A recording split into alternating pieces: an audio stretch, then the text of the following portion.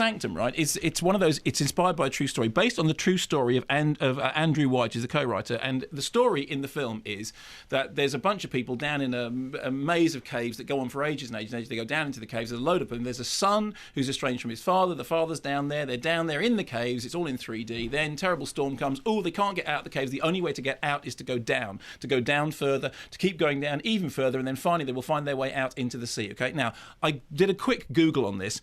Apparently, in the true story, there really was, Andrew White really did go through a perilous trip in a cave and near-death experience, but apparently everyone ended up surviving, which I'm very glad about.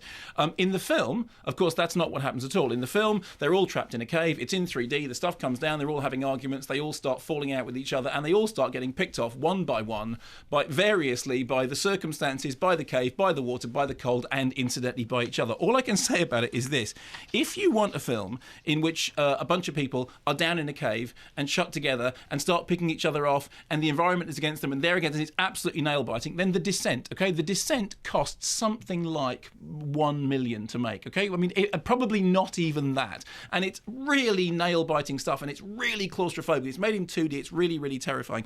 If you want a film which is a 3D caving movie, Werner Herzog's Cave of Forgotten Dreams is coming out quite soon. And you know what? I've seen it, and I can say with my hand on my heart, it's the best 3D caving movie I have seen.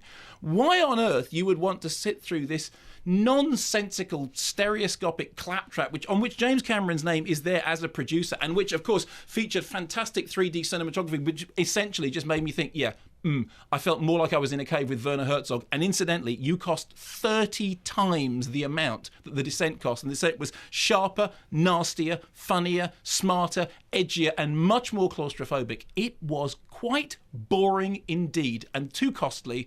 And give me Werner, give me Neil Marshall, give me any way out of this nonsense. And as far as based on a true story is concerned, on the brief Google search that I did, yeah, right.